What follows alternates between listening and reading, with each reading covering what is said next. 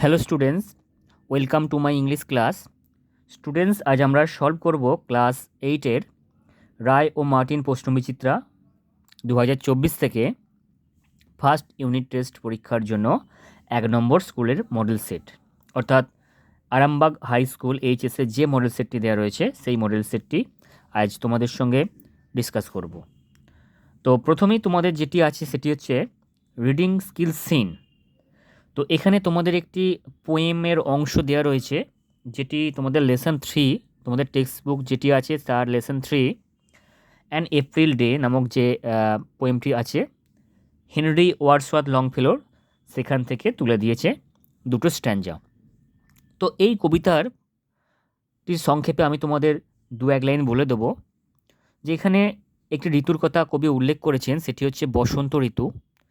তো বসন্ত ঋতু বা বসন্তের উষ্ণ সূর্যের সঙ্গে বীজ বোনা, অর্থাৎ যে ফসল চাষ হয়, কোনো শস্য চাষ হয়, তার বীজ বোনা এবং ফসল কাটার সময় ফিরে আসে।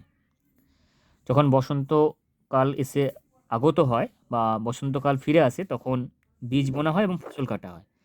তো কবি এই সময়টার কথাই উল্লেখ করেছেন, এই সময় কবি শান্ত বনভূমিতে যেতে পছন্দ করেন। শান্ত বনভূমি বলতে দেখো এখানে স্টিল উড বলে কবি একটি শব্দ ব্যবহার করেছেন, স্টিল উড 3 নম্বর লাইনে দেখো। তো এরকম সময় কবি শান্ত বনভূমিতে যেতে পছন্দ করেন। তো কবি এই ঋতুটাকে খুবই পছন্দ করেন, তার কারণও তিনি অনেক দেখিয়েছেন। না এখানে কি হয়, বনভূমির মধ্যে দ্য ফরেস্ট, বনভূমির মধ্যে কি হয় না, অনেক রঙিন রঙিন ফুল ফোটে, অনেক রঙিন রঙিন ফুল ফোটে। এবং আর কি বলেছেন না, এখানে কোনো মেঘ, যে মেঘ হচ্ছে বৃষ্টি বা ঝড়ে আশঙ্কা বহন করে নিয়ে আসে, সেরকম কোনো মেঘ এই সময়ে দেখা যায় না বা এই সময় আকাশ থেকে উধাও হয়ে যায়। তো এই ব্যাপারটাই কবি এই দুটো স্ট্যান্সের মধ্যে বলেছেন। চলো আমরা এবার কবিতাটি একটু পড়ে নিই, পড়ে বাংলা মানেগুলো দেখে নেব। When the warm sun that brings seed time and harvest has returned again, it is sweet to visit the still wood where springs the first flower of the plain.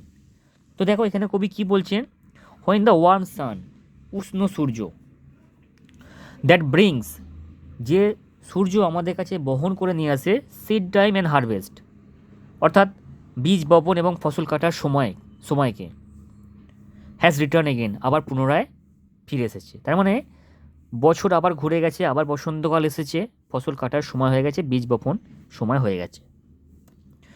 It is sweet to visit the still wood, নিশ্চল নিস্তব্ধ বনভূমিতে, শান্ত বনভূমিতে, still would মানে কি, শান্ত বনভূমি। তো কবি কী বলছেন, শান্ত বনভূমিতে বেড়াতে যাওয়াটা, ভিজিট করা, ভিজিট মানে কি অল্প সময়ের জন্য যাওয়াটাকে ভিজিট বলা হয়। তো সেটা খুব ভালো ব্যাপার, সুইট, মিষ্টি একটা ব্যাপার। হোয়ার স্প্রিংস, যেখানে পুস্ফুটিত হয়।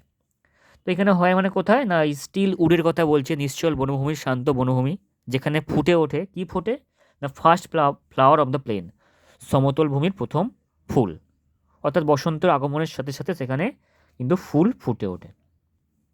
পরবর্তী স্ট্যান্সে দেখো কবি কী বলছেন, I love the season well, আমি এই ঋতুকে খুবই ভালোবাসি। তো এই স্প্রিং সিজনটাকে কবি বা বসন্তের যে সময়টা খুব ভালোবাসেন। When the forest glades are teeming with bright forms, কেন না এখানে জঙ্গলের মধ্যে ছোট ছোট তৃণভূমি অধিক মাত্রায় দেখা যায়।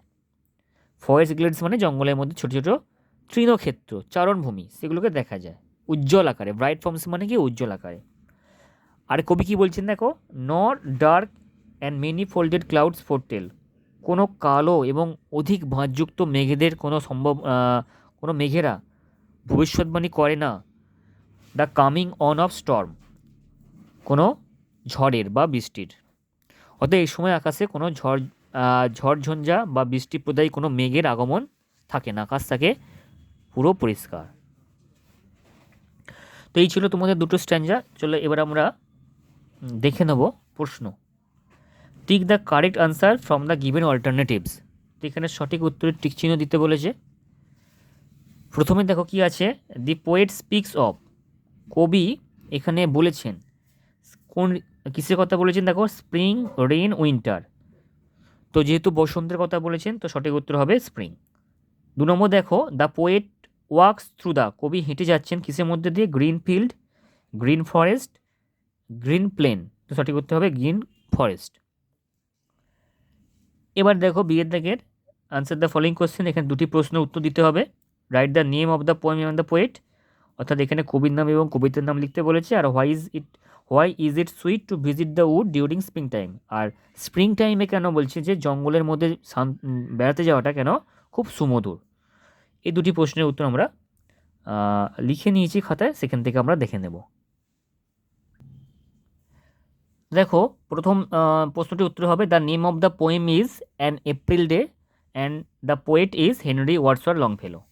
আর 2 নম্বর যেটি আছে দেখো, why is it sweet to visit the still wood during spring time, এটির উত্তর হবে it is sweet to visit the wood during spring time because one can experience the beauty of seasons first flower in the quiet woods. অর্থাৎ একজন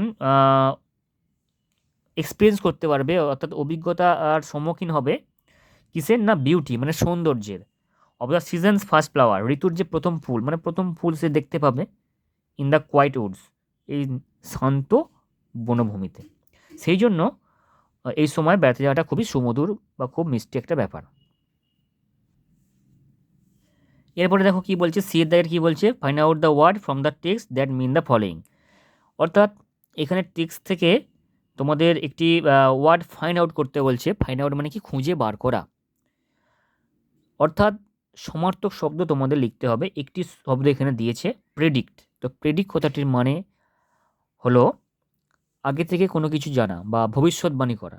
তো এটার সমার্থক শব্দ যেটা পোয়েমের মধ্যে আছে সেটা হচ্ছে ফোরটেল।